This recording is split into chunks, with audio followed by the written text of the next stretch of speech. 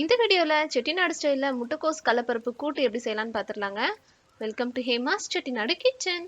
முட்டைக்கோஸ் கடலைப்பருப்பு கூட்டுக்கு பார்த்தீங்கன்னா நான் இன்னைக்கு ஒரு பெரிய பவுல் அளவுக்கு முட்டைக்கோஸை வந்து நல்லா நறுக்கி எடுத்திருக்கேங்க. கூடயே 1/4 கப் அளவுக்கு கடலைப்பருப்பை 2 விசில் விட்டு எடுத்து வச்சிருக்கேங்க. ஒரு 10லேருந்து 15 போல சின்ன வெங்காயம், 1/2 கப் துருவன தேங்காய், சோம்பு 1 டேபிள் ஸ்பூன், கடுகு தாளிக்க, கருவேப்பிலை, செட்டிநாட்டு குழம்பு மிளகாய் தூள் 2 டேபிள் ஸ்பூன், உப்பு தேவையான அளவு. இப்போ நம்ம இந்த கூட்டுக்கு ஒரு மசாலா ரெடி பண்ண போகிறோங்க. அதுக்கு ஒரு மிக்ஸி ஜாரில் 1 டேபிள் ஸ்பூன் அளவுக்கு சோம்பு ஆட் பண்ணிக்கோங்க. கூடயே தேங்காய் துருவலையும் ஆட் பண்ணி கொஞ்சமாக தண்ணியை விட்டுக்கோங்க. தண்ணி விட்டுட்டு நல்லா அரைச்சி எடுத்துருங்க.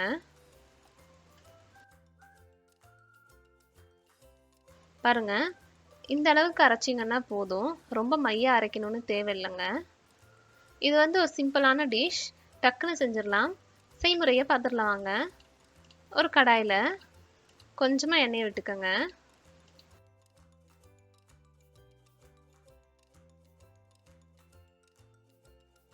எண்ணெய் நல்லா காஞ்சதுமே சின்ன வெங்காயம் நறுக்கி இருக்கோம் இல்லைங்களா, அதை ஆட் பண்ணி நல்லா வதக்கிக்கோங்க. ஒரு கண்ணாடி பதத்துக்கு வதக்குனீங்கன்னா போதுங்க, ரொம்ப பொன்னரத்துக்கு வதக்கணுன்ற அவசியம் இல்லை. இதோட நம்ம நறுக்கி வச்சிருக்கிற முட்டைக்கோஸையும் ஆட் பண்ணி நல்லா வதக்கிக்கோங்க. கொஞ்சம் கலர் சேஞ்ச் ஆகுற அளவுக்கு நம்ம வதக்கிக்கிட்டா போதுங்க. ஒரு 3 நிமிஷத்து அளவுக்கு நம்ம வதக்கிக்குவோம்.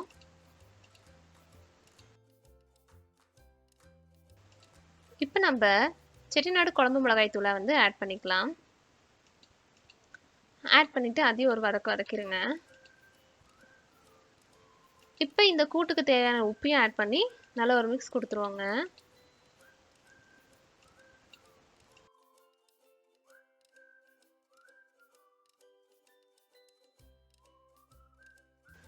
மிக்ஸ் கொடுத்துட்டு கூட்டுக்கு தேவையான அளவுக்கு தண்ணியை நம்ம விட்டு கொஞ்சமாக விட்டுக்கோங்க. ஏன்னா நம்ம அடுத்தாதான் மசாலா ஆட் பண்ண போகிறோம். காய் வேகிற அளவுக்கு தான் நம்ம தண்ணி விட போகிறோம். இப்போ பாருங்க, தண்ணியை விட்டு நல்லா கொதி வரட்டுங்க. காய் வந்து ஒரு 3/4 பதத்துக்கு வெந்து வரட்டும். பாருங்க, காய் வந்து நல்லா 3/4 பதத்துக்கு வெந்துருச்சு. இப்போ நம்ம அரைச்சி வச்சிருக்கிற மசாலா வந்து இதில் ஆட் பண்ணிக்க போகிறோம்.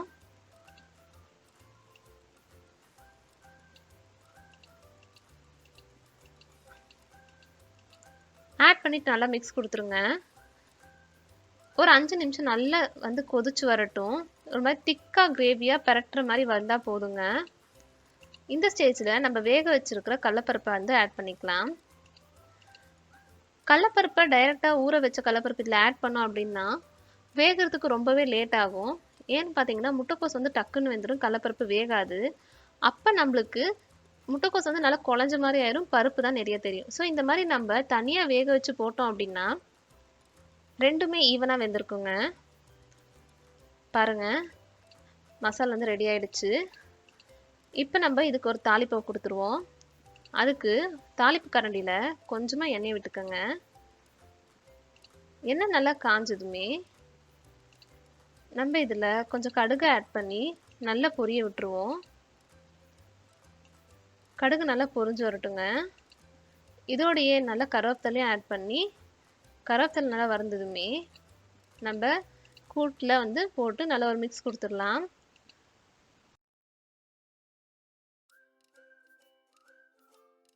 நம்ம தாளிப்பு ஆட் பண்ணதுமே திக்காக இருக்கிற அந்த கூட்டு வந்து கொஞ்சம் இலகி வரும். ஏன்னா அதில் எண்ணெய் கொஞ்சம் இருக்கு இல்லைங்களா, அதனால. பாருங்க, சூப்பராக ரெடி ஆயிடுச்சு. நல்ல மழையில் இந்த மாதிரி ஒரு கூடையே நம்ம தக்காளி ரசம் வச்சு சாப்பிட்டோம் அப்படின்னா சூப்பராக இருக்குங்க. தக்காளி ரசத்தோட வீடியோ நான் வந்து நம்ம சேனலில் அப்லோட் பண்ணியிருக்கேன், மறக்காமல் போய் பார்த்துக்கோங்க. இந்த வீடியோ பிடிச்சிருந்தா ஒரு லைக் போடுங்க. மறக்காமல் ஹேமாஸ் செட்டிநாடு கிச்சனுக்கு வந்து சப்ஸ்கிரைப் பண்ணிக்கோங்க. ஹேமாஸ் செட்டிநாடு கிச்சனோட வாட்ஸ்அப் சேனல் லிங்க் நான் கீழே டிஸ்கிரிப்ஷன் கொடுத்துருக்கேன், போய் ஃபாலோ பண்ணிக்கோங்க. பாய்.